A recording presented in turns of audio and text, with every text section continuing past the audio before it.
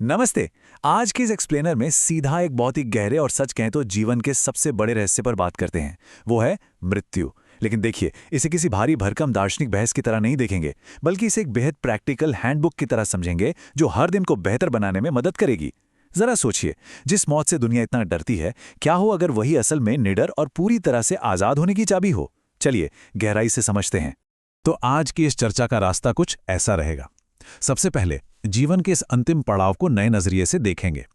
फिर चेतना की परतों को समझेंगे। प्राण ऊर्जा पर कैसे कंट्रोल करें ये जानेंगे।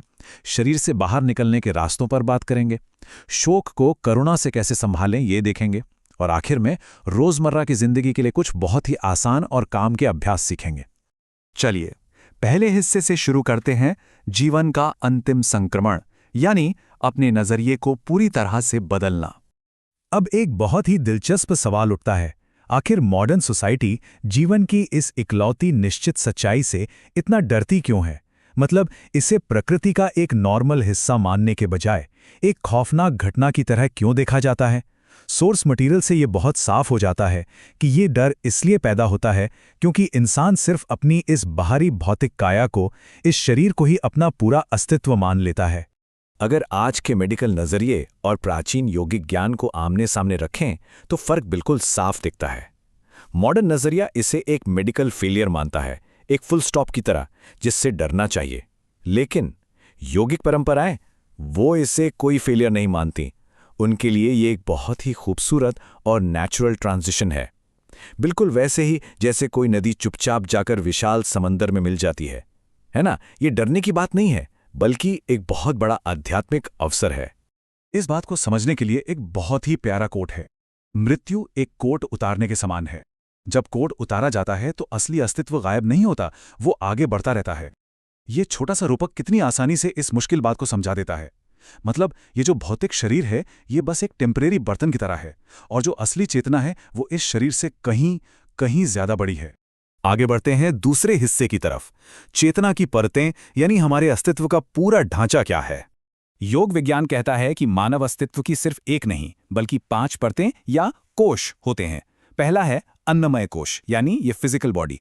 फिर मनोमय कोश, प्राणमय कोश, विज्ञानमय कोश और आखिर में सबसे गहरा आनंदमय कोश। अब मजेदार बात देखिए, जब अंत समय आता है तो सिर्फ ये सबसे बाहरी फिजिकल आवरण यानी अन्नमय कोश ही काम करना बंद करता है। बाकी की जो 4 परतें हैं ना, वो खत्म नहीं होती, वो अपनी आगे की यात्रा पर निकल पड़ती हैं। और यही हमें हमारे तीसरे हिस्से पर ले आता है, प्राण ऊर्जा पर नियंत्रण, जीवन के असली मैकेनिक्स को समझना। हमारा शरीर दरअसल 5 बहुत ही जरूरी ऊर्जाओं से चलता है, जिन्हें पंच प्राण कहते हैं। इसमें से समान ऊर्जा हमारे शरीर के तापमान और पाचन को संभालती है, जबकि प्राण ऊर्जा हमारी सांस और मन को जोड़ती है। अगर कोई इन दोनों पर महारत हासिल कर ले तो उसका अपनी फिजिकल और मेंटल हेल्थ पर गजब का कंट्रोल हो जाता है। इनके अलावा उदान है जो शरीर को हल्कापन देता है, अपान शरीर से चीजों को बाहर निकालने का काम करता है, और व्यान हमारे सेल्स को आपस में जोड़े रखता है। सच में इन ताकतों को मास्टर करना ही एक अवेयरनेस भरी जिंदगी जीने का सीक्रेट है। अब आते हैं चौथे भाग पर, चेतन निकास के द्वार, यानी इस दुनिया से विदा होने की कला। जब जाने का समय आता है तो ये प्राण ऊर्जाएं शरीर के कुछ खास पॉइंट्स यानी चक्रों से बाहर निकलती हैं, और कोई किस चक्र से शरीर छोड़ता है ये इस बात पर डिपेंड करता है कि उसने अपनी पूरी जिंदगी कैसे बिताई है। देखिए, अगर ऊर्जा मूलाधार चक्र यानी बेस चक्र से निकलती है तो वो अक्सर डर और इस दुनिया से बहुत ज्यादा जुड़ाव को दिखाती है। अगर हार्ट सेंटर यानी हृदय चक्र से विदाई होती है तो वो प्यार और करुणा से भरी होती है। और सबसे ऊपर क्राउन चक्र से जाना, ये पूरी चेतना और स्पिरिचुअल अवेकनिंग की निशानी है। इसी चेतन विदाई का जो सबसे ऊंचा और अल्टीमेट लेवल है उसे महासमाधि कहते हैं। ये एक पूरी तरह से मुक्त इंसान का अपने शरीर से 100% कॉन्शियस होकर बाहर निकलना है। इस अवस्था में शरीर को बिना कोई नुकसान पहुंचाए पूरी मर्जी से उसे छोड़ा जाता है। और पता है इसका नतीजा क्या होता है? जन्म और पुनर्जन्म का चक्र हमेशा के लिए रुक जाता है। यह असल में अंतिम स्वतंत्रता है। चलिए अब फोकस थोड़ा बदलते हैं।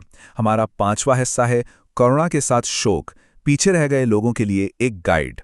अगर किसी ऐसे इंसान के आसपास हैं जो अपने अंतिम पलों में हैं, तो एक शांत और सपोर्टिव माहौल बनाना बहुत बहुत ज़रूरी हो जाता है।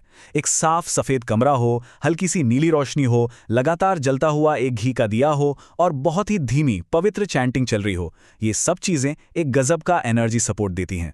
इससे ना सिर्फ जाने वाले को एक गहरी शांति मिलती है, बल्कि उनका ये सफ़र बहुत ही स्मूथ और सुंदर बन जाता है।